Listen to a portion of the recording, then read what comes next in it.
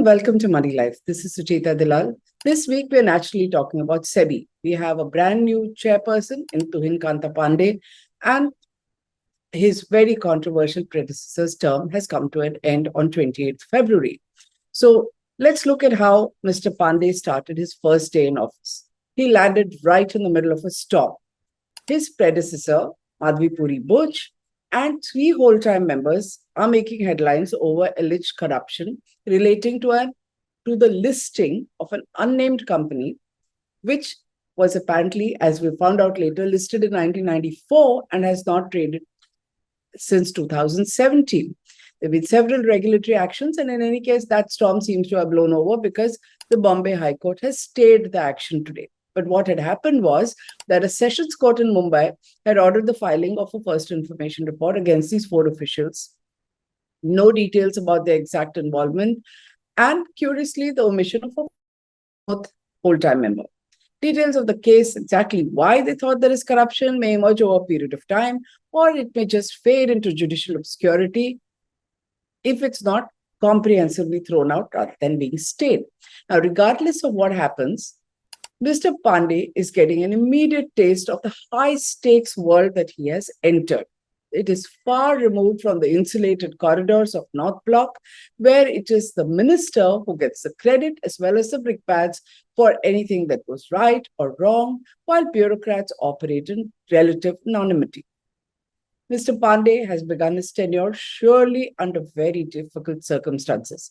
SEBI's credibility has taken a severe hit, staff morale is low, and India's most significant bull run in decades, which was buoyed by a 5-year rally starting immediately post-COVID, is unraveling rapidly in the middle of global uncertainty. Since Jan 2025 alone, foreign institutional investors have withdrawn over 1 lakh crore from the Indian market. Investor anxiety is palpable because the government had assumed that Indians are going to keep investing and take the heat of foreign sell-offs. It's not happening. And who are these investors? 80% of India's 100 million investors are direct investors in the market. We're not talking mutual funds. 80%, which is 8 out of 10, have come into the market post-April 2020. They have never seen a bear market. They've never even seen a major correction. So naturally, there is enormous panic. Then there are millions of others who have entrusted their savings to mutual funds, carried away by the regulator and government-approved slogan, mutual funds sahi hai. They have to brace for volatility in the absence of serious economic or policy prescriptions that can offer some respite from the heavy selling and decline. Now, those who know Mr. Pandey describe him as a man of integrity and discretion who is adept at navigating complex situations without controversy. These qualities are excellent and will be put to test at SEBI as he seeks to restore order and confidence. Expectations from the new chairman have to be seen in the context of what he has inherited, which is a difficult time. So let's give this some context and look at the legacy issues. So the leadership change at SEBI has come in the week when we are going to celebrate another International Women's Day. As a woman, I feel a serious sense of disappointment that yet another high-profile corporate leader, woman corporate leader, who appeared to have shattered a glass ceiling, has ended up replacing it with toughened glass after a controversial exit. I'm not going to name names. You know that this is the third. Madhvi Buch's entry into SEBI was well and carefully planned, first as WTM, then her elevation as chairperson. She broke, like I said, several glass ceilings. She's the first private sector person to become SEBI chairperson.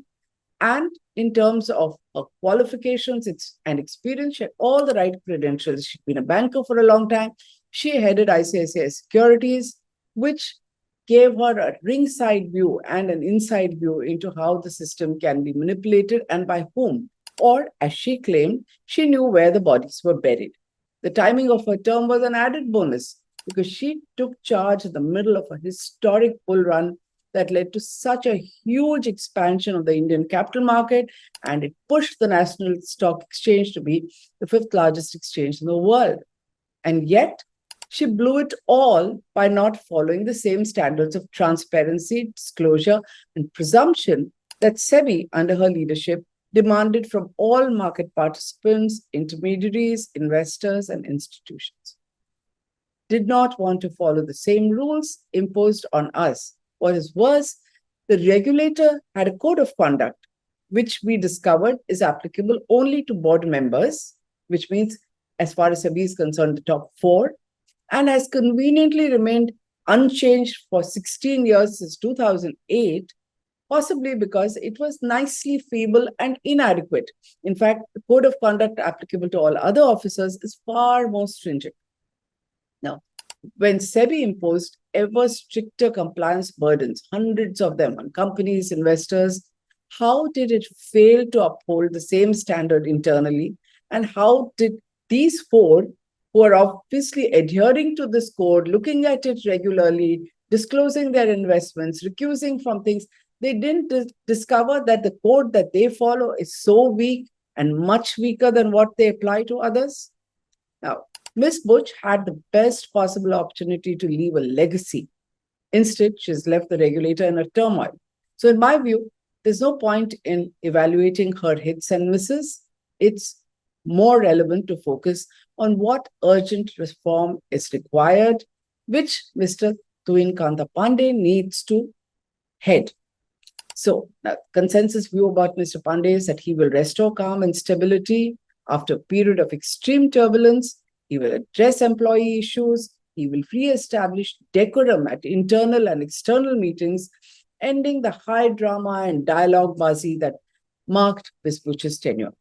Based on conversations with securities lawyers and our own, or rather my experience of covering SEBI from before it was even set up as a statutory body, here are a few things that I think require urgent action. One, strengthen SEBI's governance framework, which means that the 2008 Code of Conduct, applicable only to board members, has to be replaced with a comprehensive, legally binding framework that extends across the organization. One rule, one code. This should cover part-time board members, lateral entrants, bureaucrats, every employee.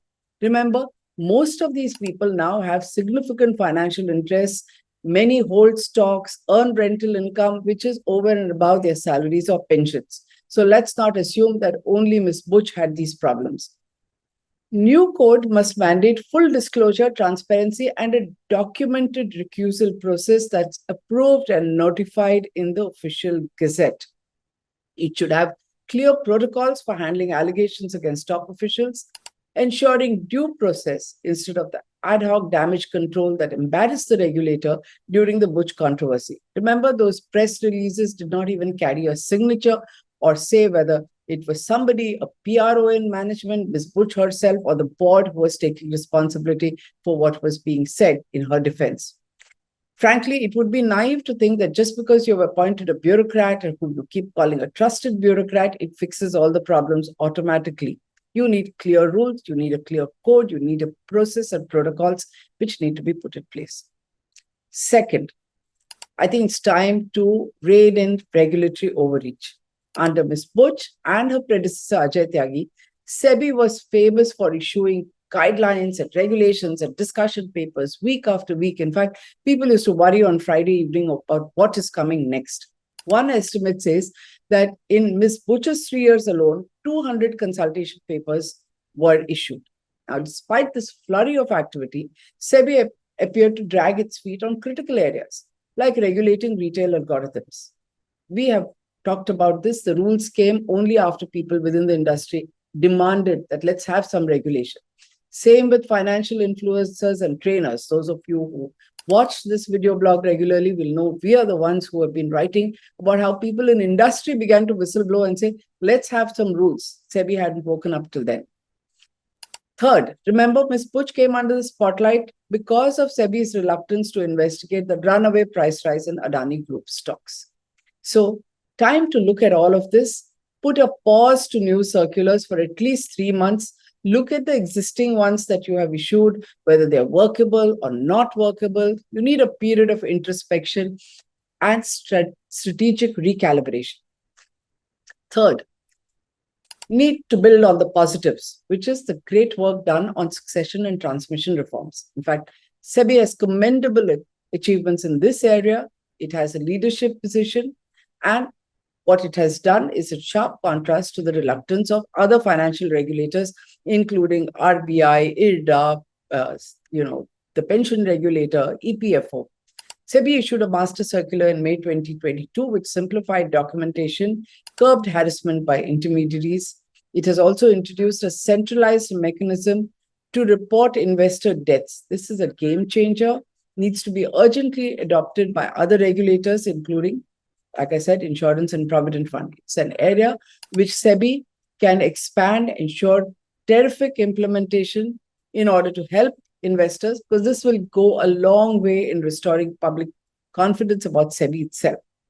Fourth, reform the investigation and enforcement processes. This is a huge question mark. SEBI needs to prioritize which investigations it's going to expend resources on, because resources are always limited. They have to be directed at issues with maximum public impact. You can't be sleeping about algos when that's building big froth in the market. You can't be sleeping on influencers, goes on. So SEBI needs to work on improving the quality of its enforcement orders, because remember, the number of times it's been wrapped by the Securities Appellate Tribunal or high courts. It has to establish internal precedent so that its stand is consistent on issues. This has not happened, and it has been pointed out by higher judiciary. SEBI should also reconsider the practice of appealing every adverse order against it, particularly in cases where it has lost because of long delays in investigation. When you are wrong, you need to accept it, because this otherwise only prolongs regulatory uncertainty and it undermines market confidence. It also ends up making the settlement process look like a pay-and-get-away scheme, which is applicable to a few, while others are harassed with non-stop litigation. Fifth, ensure independence of investigations. There are persistent concerns about external actors influencing SEBI's investigation process. Several securities lawyers have talked about inconsistencies in interim orders. Sometimes you disgorge and you are able to trade again, even with an interim order. They allege that enforcement decisions are influenced by these outside people. So orders are written in a manner that leave loopholes. SEBI needs to establish an independent oversight mechanism which will restore trust and credibility. We're going to come back to this in the coming weeks. Mr. Pandey has his work cut out for him. His appointment comes at a critical juncture, not only restoring internal stability and addressing employee concerns would be his immediate priorities, but his bigger challenge is in re-establishing SEBI's own credibility. This is at a time when financial markets are entering a very turbulent phase, and investor confidence hinges on SEBI's ability to function as an independent, effective, and transparent regulator. If Mr. Pandey can lay the foundation for lasting structural reform, his tenure will be remembered, not for the crisis that he inherited, but for the integrity and stability that he restored. We will be watching. If you like what I'm saying, subscribe to this video blog. Thank you.